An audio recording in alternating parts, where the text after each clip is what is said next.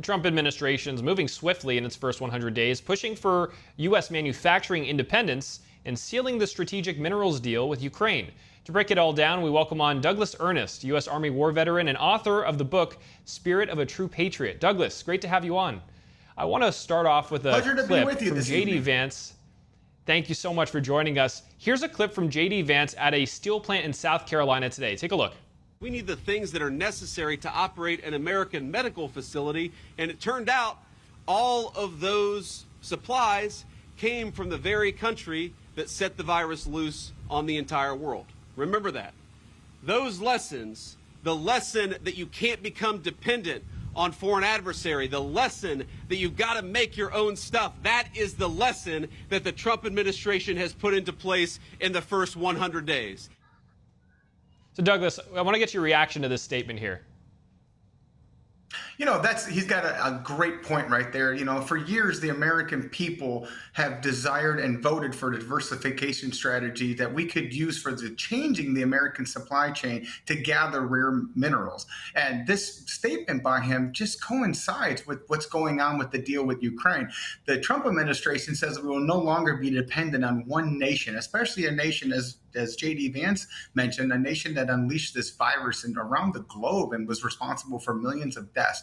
So these changes that are coming through the Trump administration are going to lead to a strong nation and a prosperous economy for not only the U.S., but also for the globe.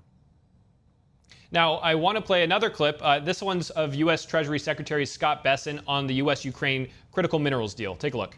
It's win-win.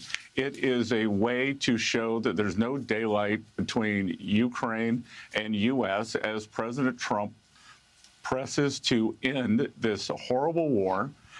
He wants both sides to come to the table now by showing that the U.S. has an economic interest in Ukraine. It's a signal to the Russian leadership. What does this deal mean for Ukraine, and could this critical minerals deal agreement help reduce U.S. dependence on foreign adversaries like China? Absolutely. This is a great day for Ukraine and an awesome day for the American people. You know, creating the Ukraine Reconstruction Investment Fund and bringing the Prime Minister Yulia Servandeko into our country to get this signed today was just historic. We are going to give a chance for Ukraine to end this war that has killed up to a million people, hundreds of thousands injured, elderly, and 90% of the infrastructure in some of these cities destroyed. It's a great day. We're going to get a chance to not only rebuild this nation and allow them to have peace and prosperity, but to also diversify. If you look at any type of economic perspective by any known economist, they talk you cannot be complacent and you cannot be dependent on one nation to supply you, because if that goes down, your infrastructure goes down. Giving us a chance to improve our supply chain and bring these rare minerals in from a diversification strategy is going to, again, lead to a strong nation. It's going to improve relations with our global partner, and it's going to be an outstanding step for the American people. Well, Doug, I have one more clip we want to play. This one is of White House Deputy Chief of Staff Stephen Miller this morning. Take a look. The relief for small businesses is going to come in the form of the largest tax cut in American history. A tax cut, by the way, that every single Democrat is planning to vote against. They're voting for a tax hike on every middle-class family of about $4,000. The president has made clear that there will be a 100% expensing for investment in the United States. Companies that invest in the United States will be able to deduct 100% of that cost from their tax liability. Douglas, as a business owner yourself, how would this impact you?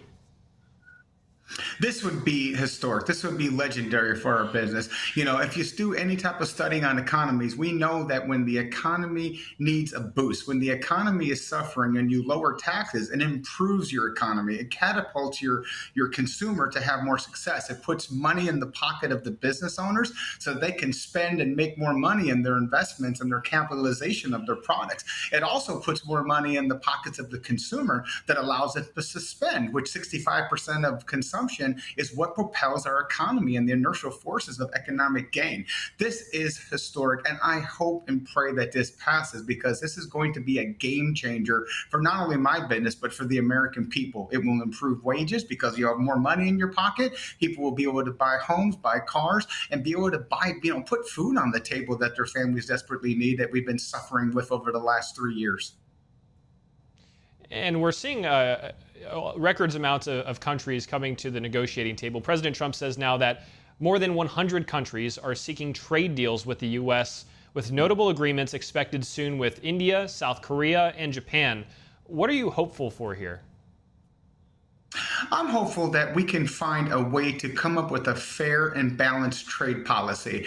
For years, the U.S. has been taken advantage of. We have been givers. We have been the largest consumer of these products on a global level, but yet we've been treated extremely unfairly. The policies that were put into place by our previous administrations and more so advanced by the Biden administration has just caused a loophole in our success of our nation. Right now, by getting a chance to make these changes and have this fair and balanced trade rollout is going to give the chance for the American people to play on a fair level playing field. And I welcome this. And one other thing that's very important, these policy announcements, they're not a shock and awe. They were put out for months what was going to happen. And now that we put this out, we're now seeing these people come back, these nations come back to the table to want to negotiate because they want our business. They want to be in part of our gambit. They want to be able to do business with the United States. And this is a good thing for America and a great thing for the American people. A lot of people, along with the latest economic figures, say that there's a short-term challenge in the economy, but it will lead, according to Trump, to long-term manufacturing gains in the U.S. Are you ready for that at all? Do you see that happening? I am a big fan of what's been going on with the economic policy. For the last 3 years, my business, which is a middle-sized capitalization business, it has suffered and it has hemorrhaged millions of dollars. I have laid off people. My outsourced partners have closed. My people that help us bring these cars and put them on the road, they've all been shattered and their businesses in disarray. People were more worried about putting food on the table than they were about investing in their businesses and investing in this economy. These changes that are coming up, this is an investment in our nation. We are about to see, in my opinion, some of the highest growth rates you've seen in the history of our nation, and that's about to come. My business was hemorrhaging 6 figures a month. When I tell people that number, they just are taken back with that immense number. And after this phased policy announcement by the Trump administration, our business started slowly to have an uptick in business. The week that the policy trade came out for Liberation Day, the stock market was having a temporary correction. That was the best week we had in the history of our business as American consumers shifted back to the American product. And last month we set a record. We sold 81 Corvettes. We have a ton of import trades, and we are now hiring people, and we're pivoting our strategy from downsizing and trying to find a way to exit, but trying to find a way to hire more people because our growth has been phenomenal.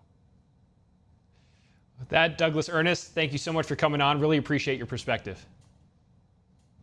Thank you very much. My pleasure.